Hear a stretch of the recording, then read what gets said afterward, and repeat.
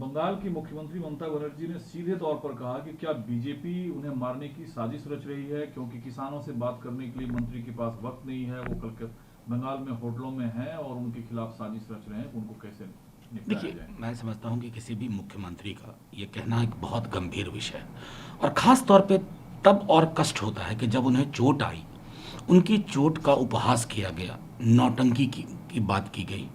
मैं बार बार आपके माध्यम से कह रहा हूँ कि हम पक्ष में हों विपक्ष में हों एक दूसरे से लड़ें, लेकिन लोकतंत्र में एक स्पेस हमेशा एक सिविलाइज्ड डिस्कोर्स का होना चाहिए, जिसका विनाश मैं देख रहा हूँ बंगाल में हो रहा है।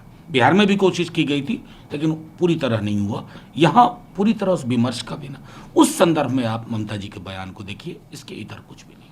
लेकिन सर, बंगाल में आप देख लगता है जैसे हिंसा शब्द जो है वो चस्पा हो गया है। पुरलिया में अभिषेक बनर्जी की रैली के बाद बीजेपी की एक यात्रा थी जिस पर हमला किया गया, तोड़फोड़ हुआ। बीजेपी का आरोप है कि टीएमसी ने किया। देखिए, ये आरोप प्रत्यारोप लगातार चल रहे हैं बंगाल में, आज से नहीं।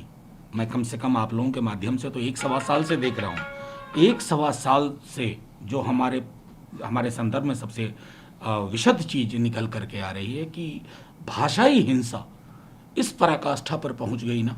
आपको स्मरण होगा, ईश्वरचंद्र विद्यासागर जी की मूर्ति वेंडलाइज की गई थी। तो क्या होगा, भाषाई हिंसा का सीधे तौर पर जो वास्तविक हिंसा होती है उससे ताल्लुक होता है, और मेरा मानना है कि ये एक न्याय सामान्य सा बन रहा है जो उचित नहीं है। लेकिन देखिए, तीसरा का 10 साल के शासन के बाद कामकाज पर चर्चा कम है बंगाल में। उन्होंने कहा जो क्या देश को एचएम चलाएंगे होम मिनिस्टर, किसकी गिरफ्तारी होगी, किसके यहाँ एजेंसियां भेजी जाएगी, चुनाव आयोग में उनका हस्तक्षेप है, चुनाव आयोग के जरिए टीएमसी पर केसेस दर्ज करवाए जा रहे हैं। देखिए, मैं सीधे तौर पे कहता हूँ कि एजेंसीज की जो वर्किंग है उसके लिए आज से नहीं, बीते कई वर्षों से हम ये कह रहे हैं कि बहुत प्रिडिक्टेबल हो गई है। एक मुखर स्वर उठेगा तो उसके दरवाजे पे दस्तक होगी, सीबीआई, आईटी, ईटी, अलग अलग या तीनों एक साथ। और अगर मैं देखूं कि इनमें से जिन पर आरोप लगते हैं वो भाजपा में शामिल हो जाते हैं, तो वो दस्तक बंद हो जाती है। ये दस्तक का आना और दस्तक का बंद हो जाना के बीच में जो ट्रैजेक्टरी है ना, उसमें असल कहानी है। वहां ममता जी के बयान को देखिए। एक जो वित्त मंत्री ने कहा कि लॉन्ग टर्म डेवलपमेंट के ऑब्जेक्ट को पूरा करने के लिए एक बैंक बनाया जाएगा जिसकी शुरुआती पूंजी 20,000 करोड़ रुपए की होगी, ताकि कैपिटल क्राइसिस ना हो। देखिए, मैं समझता हूं कि अगर ये ज़मीन पे उतारें, और लॉन्ग टर्म डेवलपमेंट में विकास के कौन से मानक होंगे? अगर 5 समृद्धि के टापुओं को और समृद्ध करना उद्देश्य है विकास के नाम पर, तो हम इत्तेफाक नहीं रखते।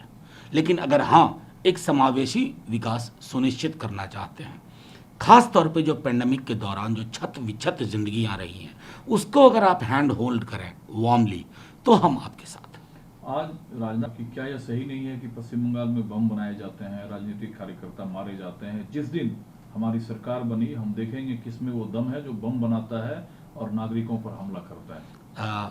यूपी में तो उनकी सरकार है, वहाँ जरा बम कहाँ कहाँ बन रहा है पता कर लें, नंबर 1। और कई किसी ने तो आरटीआई डाल करके पूछ लिया कि साहब, माननीय गृह मंत्री जी ने भी कहा था कि हर जिले में बम की फैक्ट्री है। आरटीआई के जवाब में आया कि ऐसा कुछ नहीं है।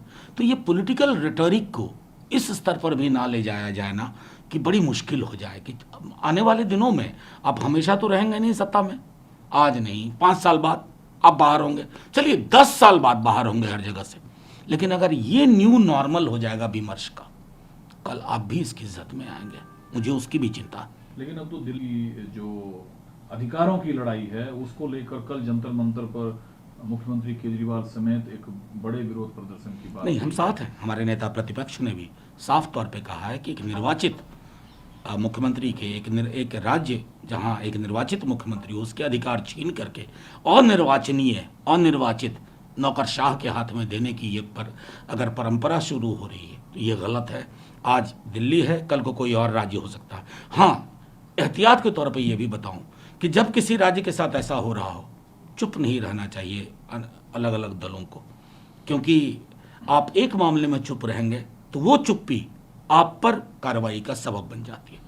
दिल्ली बीकेयू नेता टिकैत ने कहा है कि समिति फैसला करे, हम निश्चित तौर पर दिल्ली और नोएडा के सीमा मार्ग को अवरुद्ध कर देंगे, उसको ब्लॉक कर देंगे अगर सरकार हमारी बात अब नहीं सुनी तो। देखिए, एक तो मैं फिर अब आपके माध्यम से अपील करूंगा कि ये लगभग चौथे महीने में प्रवेश कर चुका है, आगे बढ़ चुका है, और ये स्पष्ट हो गया है कि किसान जो आपसे चाह रहे हैं आप उसको समझ रहे हैं, आपकी कौन सी मजबूरियां हैं मैं नहीं जानता, लेकिन अगर फौरी तौर पे ये रिजॉल्व नहीं हुआ तो ये बहुत बड़ी क्राइसिस को जन्म देगा और इसके जो घाव होंगे ना उसे मिटाने में संभवतः हमें कई बरस लग जाएंगे।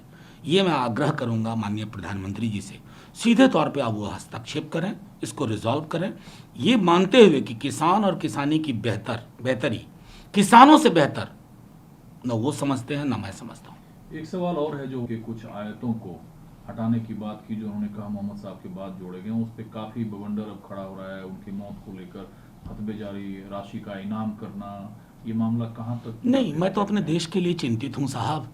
जहाँ बेरोजगारी 5 दशक में सबसे ज़्यादा हो वहाँ वसीम रिजवी हमारे लिए सवाल बन रहा है।